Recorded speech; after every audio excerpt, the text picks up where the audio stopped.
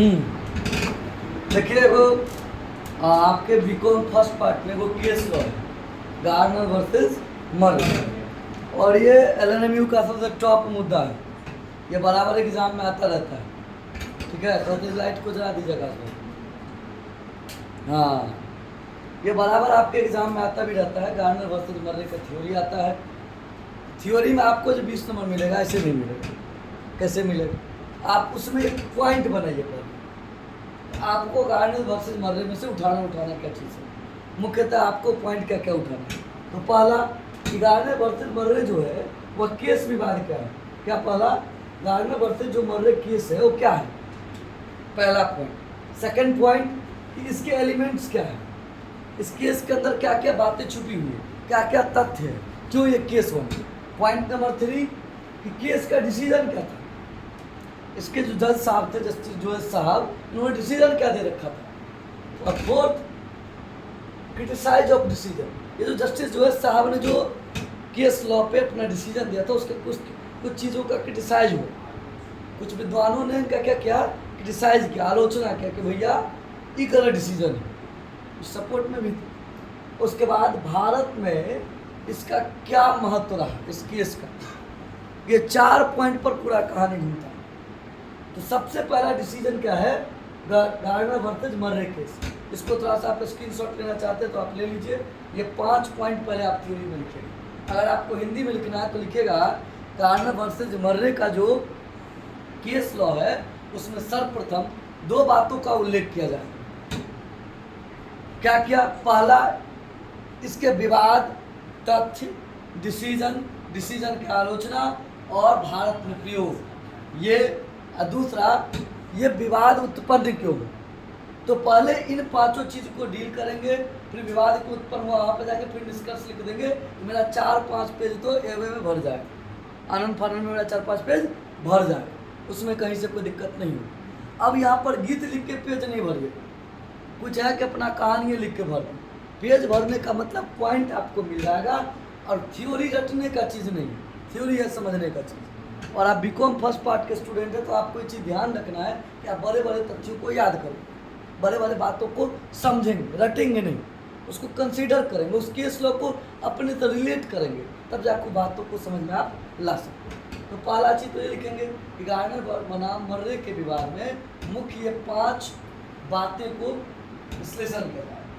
चलिए, पहला विवाद क्या है बाबू रे? पहला है गार्नर वर्सेस मर्रे केस। अब केस के बारे में क्या कहते हैं थोड़ा सा पढ़िए।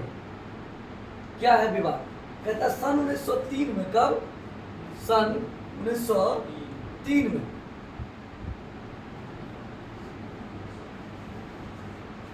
सन 1903 में जो है बाबू रे वो न्यायाधीश जोयस था। कौन थे? न्यायाधीश, जिन्होंने गार्नर बनाम मर्रे के मुकदमे में जो निर्णय दिया, क्या दिया? जो निर्णय दिया, वो निर्णय में बहुत सारी बातें क्या थी? आलोचनात्मक थी। क्या थी? आलोचनात्मक। उसने दिवालिया साझेदार के पूंजी की कमी के संबंध नए सिद्धांतों का जन्म दिया। इस निर्णय को समझने के लिए पहले आवश्यक है इसके तथ्यों पर प्रकाश डाला। कहता गार्नर बनाम मर्रे का जो विवाद है ये 1900 का विवाद है, 1900 ईस्वी का बैलेंसिंग पर ये विवाद है। इसका निर्णय कब आता है? 1903 में। इस विवाद का जड़ और निर्णय ही होता है जो जस्टिस जोएस साहब इस निर्णय को देते हैं। उनके द्वारा जो निर्णय दिया गया वो किसके संबंध में था कि जब एक साझेदार दिवालिया हो जाता है तो बाकी साझेदारों के साथ क्या संबंध है, उस पर इन्होंने निर्णय दिया। फिर कहता है कि इस निर्णय में क्या सब कहा कि इस निर्णय को समझने के लिए पहले आपको इसके क्या पढ़ने पड़ेंगे? तथ्य पढ़ना पड़ेगा, एलिमेंट्स ऑफ केस पढ़ना। इस विवाद में और भी बातें थी, 3 पार्टनर थे, तो इन तथ्य में बातें आ जाए। अब तथ्य को थोड़ा सा ध्यान, एक फॉर्म में 3 साझेदार थे, एक का नाम था गार्नर, एक का नाम था मर्रे और एक का नाम था विल्किंस। कौन कौन थे? गार्नर, मर्रे, विल्किंस। विल्किंस भाई साहब जो था उन्होंने क्या किया, उन्होंने अपनी दायित्व को पूर्ण भुगतान करने से असमर्थ प्रकट कर। भैया मेरी स्थिति ऐसी नहीं है कि मैं आपके ऋण का पूर्ण भुगतान कर सकूं, मैं कैपेबल नहीं हूँ। मेरी संपत्ति जायदादों को भी बेच लोगे तो मैं कैपेबल नहीं हूँ कि आपका भुगतान करने में सहयोग करूँ। विल्किंस साहब कह के निकल गए, वो भाई साहब दिवालिया हो गए। अब बच्चे गार्नर और मर्रे, फसल विवाद पाइए। कहते हैं फर्म में 3 साझेदार थे, इनका नाम गार्नर, मर्रे और विल्किंस थे। वो समान अनुपात में लाभ बांटते थे। 2 बात निकल गया। पहला, इस एलिमेंट्स को हम लोग जान रहे हैं, ध्यान दीजिए। एलिमेंट्स में पहला, पार्टनर कितने थे? 3। कौन कौन था? गार्नर, मर्रे, विल्किंस। दूसरा बात क्या निकल के आया? इसकी जो रेशियो थी, यानी कि प्रॉफिट शेयरिंग रेशियो, PSR, ये क्या था? इक्वल। कोई दिक्कत? 2 बात निकल कर आया। तीसरी बात पे आते हैं, इन तीनों साझेदार की पूंजी असमान थी, यानी कि तीनों का जो कैपिटल था वो अनइक्वल। क्या था? तीनों का कैपिटल। इस फॉर्म का 30 जून 1900 में न्यायालय द्वारा विघटन हुआ। 30 जून 1900 में इसकी न्यायालय द्वारा क्या हो गई?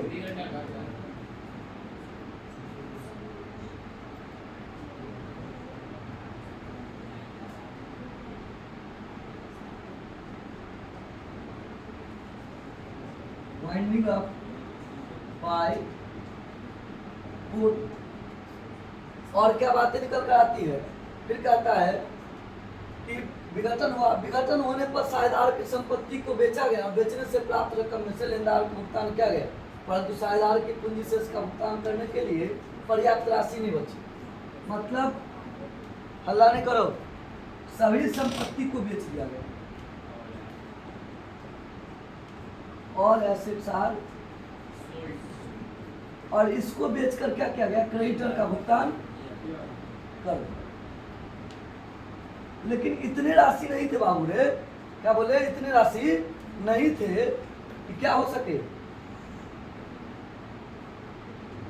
इतनी राशि नहीं थी कि साझेदारों का भुगतान किया जाए, पार्टनर का भुगतान किया जाए, उतनी राशि नहीं थी।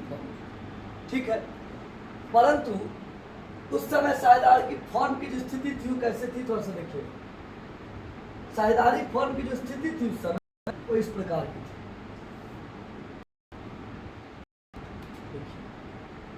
कैसी स्थिति थी?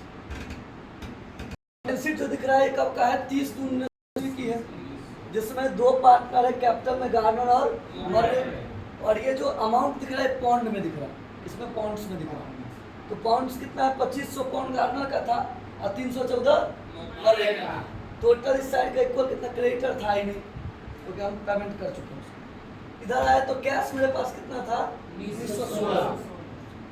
विल्किंस का डिफिशियंसी कितना था? विल्किंस जो था, जो पार्टनर कौन था? विल्किंस था, जो भाई साहब के पास ऋण भुगतान करने के क्या नहीं थे? पैसे नहीं थे। उनके पास डिफिशियंसी कितना था? 263। मतलब इस कमी को पूरा करना होगा स्वदेक्षम साझेदार को, सॉल्वेंसी पार्ट रिवर्ट। सॉल्वेंसी कौन है? गार्नर और रिलेशन लॉस कितना था? ये आपको याद करना है, इसको याद रखना, क्योंकि जब आप एलिमेंट्स ऑफ केस लिखेंगे तो इसको भी लिखना पड़ेगा, बनाना पड़ेगा, तभी ना आप उसके बारे में चर्चा करेंगे। तो ये बातें निकल कर आई कि भाई साहब गार्नर के 2500 कैपिटल है, मर्रे साहब का 314 है, विल्किंस साहब का 263 डिफिशियंसी ही है, कैश फॉर्म 1916 है और लॉस जो है 635 रुपये। अब देखो ना कितना विचित्र समस्या है। का कितना कैपिटल है? गार्नर का बहुत ज़्यादा अंतर है ना। ये कहाँ टाइम्स पर है, वो 3.14 टाइम्स पर है। बहुत बड़ा गैप है दोनों के बीच में।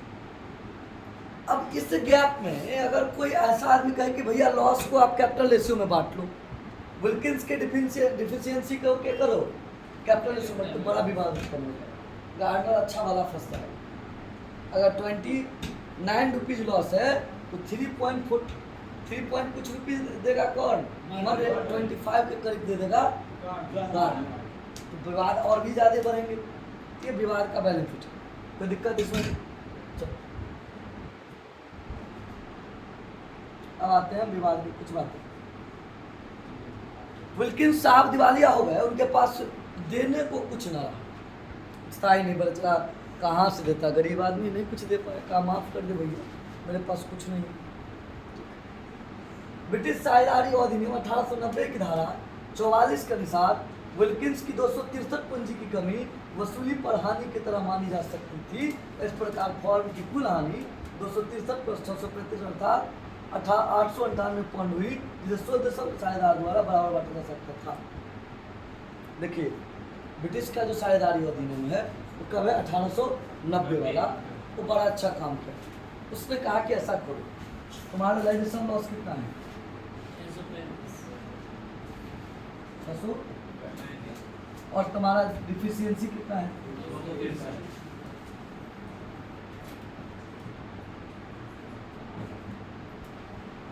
इन्होंने कहा कि 898 को रियलाइजेशन लॉस में इसको इक्वली बांट, क्या करो इसको इक्वली बांट, दोनों रियलाइजेशन लॉस मान के चलो। ये अच्छी कहानी थी ब्रिटिश सरकार की, व्यक्तिगत मैं इसको समर्थन दे रहा हूँ।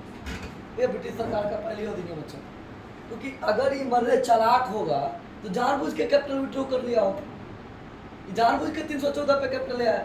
तो गार्नर बोला वाला था, जैसे हम कल बताए थे, मैं धीरज की तरह बोला वाला था, बेचारा कुछ समझ ही नहीं रहा था, बोला बेईमान जो होगा उसको भगवान देखेंगे, और यहाँ तो बेईमानी में अगर भगवान पे छोड़े तो भगवान भी आपको नहीं देखेंगे, भगवान भी कहेंगे कि तुमको चातुर्य नहीं आता है, क्लेवरनेस नहीं है, तो तुम स्मार्टनेस की डेफिनेशन को फुलफिल नहीं कर पा रहा है, तो तुम गधे ही रह जाओगे। इसीलिए भोला बनना बिजनेस में बुरी बात है, बिजनेस में क्लेवरनेस होना चाहिए, चातुर्य होना चाहिए। तो इन्होंने गार्नर को क्या क्या यूज हो गया, तो गार्नर बेचारे फंस जाएंगे, कैसे फंसेंगे बाद में धीरे धीरे पता चलेगा। चलिए अब आगे कहता है कि ऐसा करने पर मर्रे जो है, अगर 898 रुपया में अगर आधा आधा बांट देते हैं तो 449 रुपया कौन देगा, गार्नर देगा, और 449 रुपया कौन देगा। अब मर्रे का कैपिटल कितना है, खिलाएगा अपना घर, और मर्रे का पास नहीं हुआ तो मर्रे भी दिवालिया होगा, लास्ट लिपिड कौन पूरा करेगा, गार्नर ही पूरा करेगा। तो कम से कम मर्रे जो था वो तो खत्म हो गया, उसको ये लॉस तो नहीं ना सहना पड़ा। तो हम इसीलिए ब्रिटिश बाबू के एक्ट को समर्थन करें। हालांकि हमारे भारत के मैक्सिमम जो लॉ के एक्ट हैं, बिजनेस लॉ के, मार्केट लॉ को, उसको पढ़िएगा तो ब्रिटिश का कॉपी है, लिखा रहेगा इंग्लैंड के संयम का कानून का कॉपी है। तो हम लोग जीरोक्स कॉपी पेस्ट पर ज़्यादा काम किए हैं लॉ के कानून, ठीक है, बिजनेस लॉ से, उसको बाद में देखने चाहिए। फिर आगे कहता है, लेकिन न्यायाधीश ने कहा कि न चौलवे, उसने विरोध कर दिया। किसका विरोध कर दिया, ब्रिटिश पार्टनरशिप एक्ट 1890 को, ब्रिटिश साझेदारी अधिनियम 1890 का जो है साहब ने विरोध कर दिया, ना ये नहीं चलेगा, तो इसको बंद करो। ठीक है भैया, क्या चलेगा आप ही बता दीजिए। उन्होंने कहा कि मैं इसका निर्णय दूंगा, कौन, जस्टिस गोयल साहब। थोड़ा सा बात हम लोग किस पे आ गए पता चला, हम लोग आ गए अब केस डिसीजन, किस पर आ गए, case decision. Elements of case खत्म हो गया, विवाद के जड़ से स्टार्ट किए, और मतलब विवाद के लास्ट में जो साहब ने अपने ऊपर कृपा कर लिया, भैया मेरे ऊपर छोड़ दो, मैं जो करूँगा वही सही होगा, क्योंकि जज ईश्वर का रूप होता है। जो इस साहब ने ऐसा डायलॉग मारा हो, ऐसा इसमें लिखा नहीं। चलिए क्या इन्होंने कहा, उन्होंने कहा कि दिवालिया साझेदार की पूंजी की जो भी कमी होगी शुद्धक्षम साझेदार में पूंजी के अनुपात में बांटा जाना चाहिए। ध्यान दीजिएगा आकाश बाबू, यहाँ पर कह रहा है कि जो भी डिफिशियंसी होगी किसका,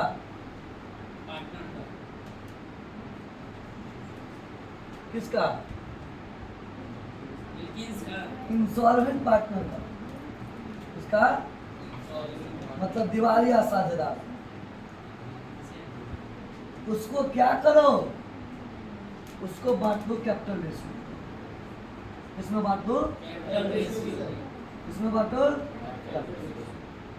इनका एक निर्णय पर भैया जो दिवालिया हुआ उसके हिस्से के कमियों को कैपिटल रेशियो में बांट दो। ठीक, दूसरा क्या निर्णय था, और कैपिटल रेशियो कौन सा आधार हो, तो जो विघटन समाप्त फॉर्म का डिसोल्यूशन से पहले, वाइंडिंग अप से पहले जो कैपिटल बैलेंस शीट में अवेलेबल है उसके आधार पर। अब यहाँ आ जाओ, हमारा कैपिटल क्या अवेलेबल है, तो देखो 2500 314। मतलब इसका रेशियो निकालो तो लगभग 25 3.14 का लगभग और एग्जाम निकल। अरे भैया अगर इस अनुपात पे अब बात करते हैं करने के लिए प्रॉब्लम आओ किसी, अगर ये कहते कि ओपनिंग कैपिटल के आधार पर निकालो, जो कैपिटल लगाया गया उसके आधार पर, तो फिर कुछ बात ठीक भी था। अब तो कहना है कि जो डिसोल्यूशन के समय कैपिटल था उसके रेशियो पर आप निकालिए। फिर आगे क्या करते हैं, इस संबंध में ज्ञात करना आवश्यक है कि साझेदार की पूंजी अस्थायी है या अस्थायी। यदि पूंजी अस्थायी है तो पूंजी में चिट्ठे दी, पूंजी चिट्ठे में दी होगी, उसी के अनुपात में दिवालिया साझेदार की पूंजी की कमी बांट लिया जाए। यदि पूंजी अस्थायी है तो विघटन के पूर्व बनाए गए चिट्ठे में हुई पूंजी में उन संचित कोष और विभाजित लाभों को समायोजित कर दिया जाएगा। उस चिट्ठे में हुए जो हुए हो परंतु उसमें वसूली खाते के अलावा नहीं करेगा। ठीक कहते दो बार, अगर कैपिटल फिक्स है आप एक काम करो, बैलेंस शीट के अंदर जनरल रिजर्व है, पीएल है, उसको उसमें एडजस्ट कर दो और तब जो निकल का है कैपिटल उस रेशियो के बाद। और पूंजी अगर अस्थायी है, फ्लक्चुएटिंग कैपिटल है, तो जो कैपिटल दिया गया है उसके रेशियो में आपको निकालना पड़ेगा। कब का कैपिटल, जस्ट वाइंडिंग अप से बिफोर। ठीक, आगे आते हैं। ये हो गया किसके बारे में कह रहे थे कि दिवालिया साझेदार का जो पूंजी में कमी होगा उसके बारे में नहीं। भैया जो आप इंसॉल्वेंट कर रहे हो फर्म का, जो आप फर्म को जो साझेदार दिवालिया हो रहा है, उस दिवालिया साझेदार की पूंजी में जो कमी होगी उस कमियों को आपको कैपिटल रेशियो में बांटना होगा। अब आते हैं रियलाइजेशन लॉस पर क्या इनका डिसीजन। ये कहते हैं रियलाइजेशन लॉस को क्या करना चाहिए, जो प्रॉफिट शेयरिंग रेशियो है उसके हिसाब से बांटना चाहिए। देखिए यहाँ पर क्या कहते हैं, कहता है रियलाइजेशन लॉस को किस में बांटना चाहिए। चलिए ठीक है सर, ये भी मान लेते हैं, हमें कोई तकलीफ नहीं है। अब तकलीफ वाला तो इनका दूसरा डिसीजन है इसके मामले में। अभी कहते हैं रियलाइजेशन जो लॉस हुआ ना, उस लॉस को पहले कैश में घर से लगना।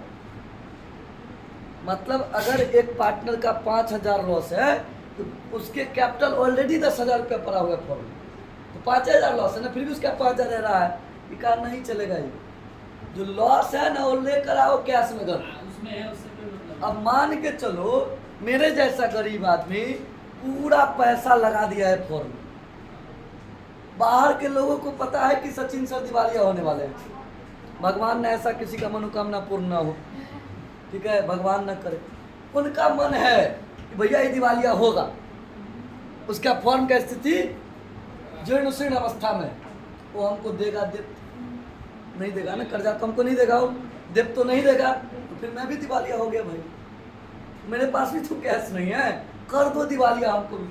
अब इससे पहले भी बात है कि हमारा ऑलरेडी कैपिटल है फॉर्म में, हम 10,000 रुपये छोड़े हुए हैं, और तब तुम हमको कह रहा है भैया 5,000 रुपये लेकर आओ।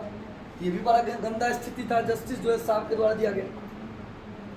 तो कुल मिला के ये उनका निर्णय हो, डिसीजन ऑफ केस दो बात हो, पहला कि डिफिशियंसी पार्टनर जो सॉल्वेंट हो, इंसॉल्वेंट पार्टनर है, उसके डिफिशियंसी के किस अनुपात में बांटना है, कैपिटल रेशियो में बांटना है। पॉइंट 2, रियलाइजेशन लॉस को आप प्रॉफिट शेयरिंग रेशियो में बांटिए, लेकिन साथ ही साथ वो आपको काम करना है कि जितना लॉस हुआ है उतना लॉस आप कैश में लेकर आइए, चाहे आपकी पूंजी कितना पड़ी हो, उससे मतलब नहीं।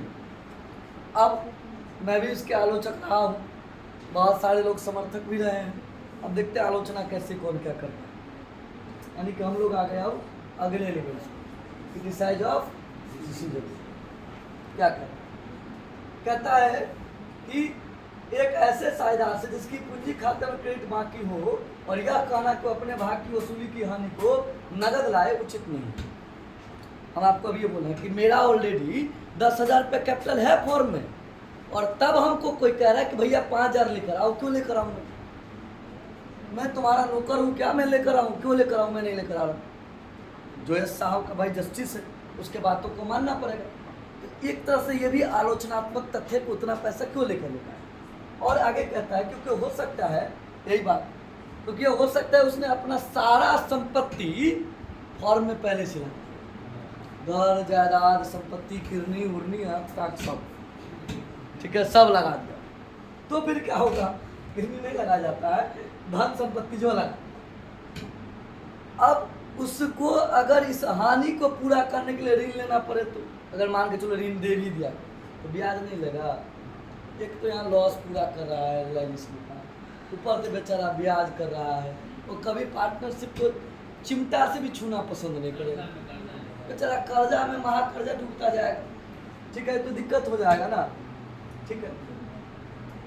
उसके पास हानि, ठीक है। अतः यह नियम बनाना उचित प्रतीत नहीं होता। आप लोग की नजर में है उचित? फेयर है उचित? तो मुंह से बोलो ना आशीष, गर्दन हिला दो। लग रहा है विरोध, जोहेश साहब का विरोध कर रहे हो ना तुम लोग? जोर दे बोलो ना। वेरी गुड, ऐसे बोला जाता है ना। क्या करना चाहिए? एनसीसी में काम करता है बच्चा, एनसीसी का है। और कौन सा एनसीसी में? सी ग्रेड में ना। आप पार करके सीखो। अब किस में हो? क्लियर हो गया एनसीसी? चलिए आवाज होगा ना, वो पाँव तक ये सर वाला आवाज होगा, वो स्टाइल में। चलिए ठीक है, आगे आप।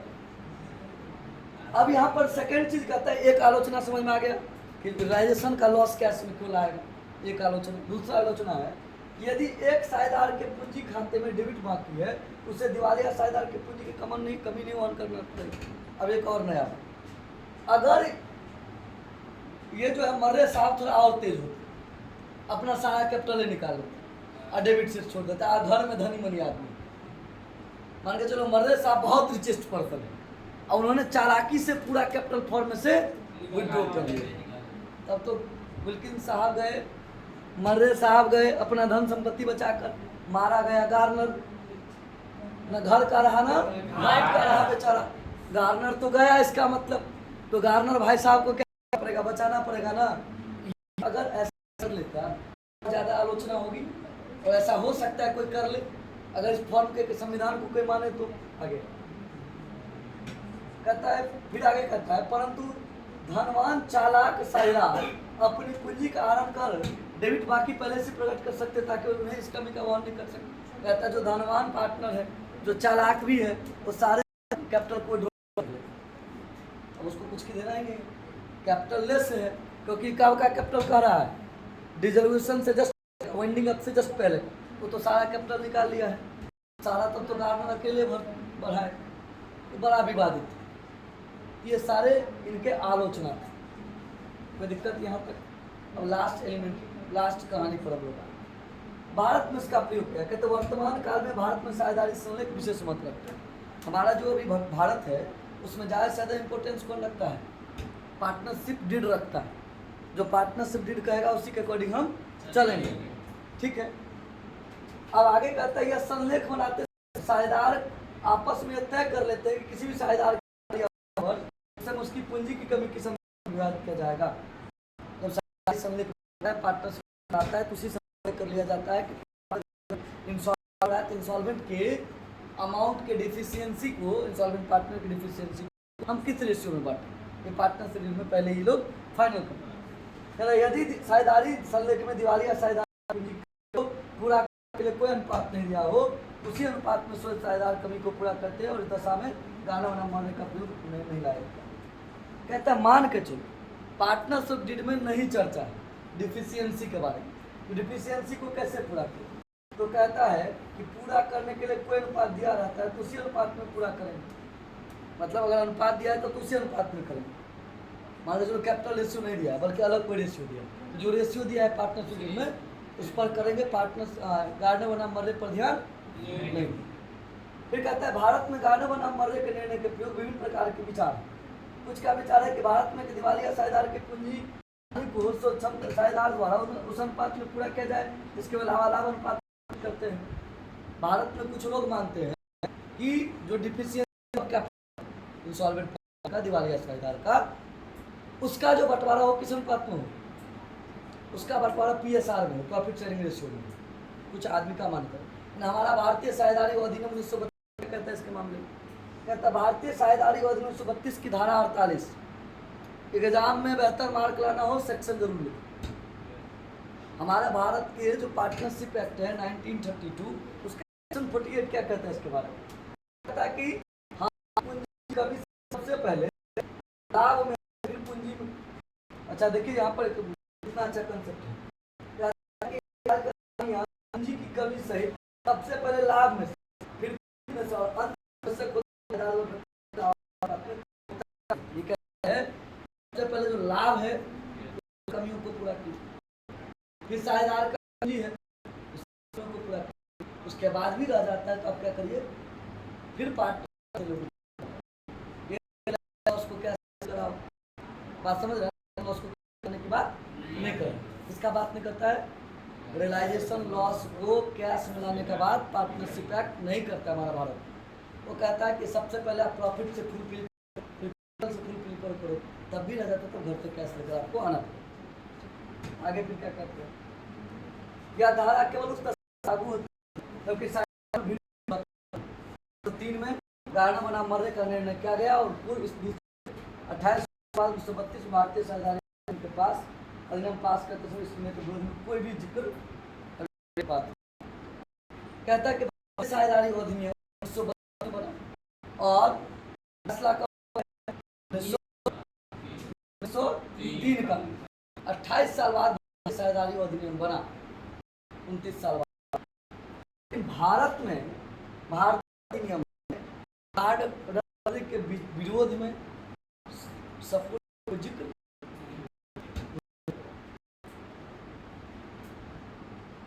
कारण इस तथ्य का आधार था कि भारत के कानून निर्माताओं ने भी इसे अप्रत्यक्ष रूप से माना। भारत का जो कानून निर्माता है वो के कह रहा था जो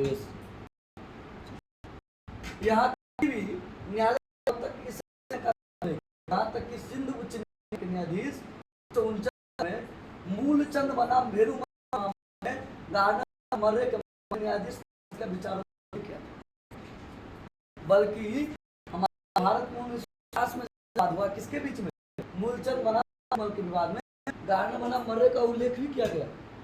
हम सपोर्टर हैं इसके में से, ठीक है। अब वर्तमान लेखक क्या सोचते हैं, अभी जो कंटेंट है वो इनके बारे में क्या सोचता है। वर्तमान लेखापाल को गार्डनर बनाम मर्रे के निर्णय साझेदार के द्वारा वसूली को नगद देने के समय विचार साझेदार द्वारा वसूली कराने का नहीं कहता है कि वो वर्तमान के लेखापाल है, वर्तमान के कंटेंट है। उन्होंने कहा आप एक काम समझ लो, आपको क्या करना है, वसूली का जो हानि है रियलाइजेशन लॉस है उसको कैश में नहीं लाओ, रियलाइजेशन लॉस को कैश में लाने की, जैसे गार्डनर बनाम मर्रे में क्या कहता है रियलाइजेशन लॉस को कैश में लाओ, और यहाँ पर क्या करा कैश में नहीं लाओ। दूसरा क्या विचार है, इसीलिए साझेदारों के दिवालिया साझेदार संबंधित प्रश्न वसूली की हानि को सोचम साझेदार द्वारा नगद नहीं लाना चाहिए, परंतु यदि प्रश्न यह हो कि गार्डनर बनाम मर्रे के अनुसार किस निर्णय, अब यहाँ पर कहता है अगर भारतीय साझेदारी अधिनियम के अनुसार लॉस और क्वेश्चन में करा गार्डनर बनाम मर्रे के बनाई तब फिर कैश में लेकर आना पड़ेगा। बात समझ गए, दो रूप से कहेगा, गार्डनर वर्सेस मर्रे के कहेगा तो कैश में लाओ और नहीं तो फिर आगे क्या कहता है, कानून में कहीं भी यह व्यवस्था नहीं है कि शोधम साझेदार की कमी को पूरा करने के लिए उत्तरदायी है, फिर भी व्यवहारिक रूप में इसे पूंजी के अनुपात में ही विभाजित किया जाना चाहिए यदि पूंजी स्थायी है।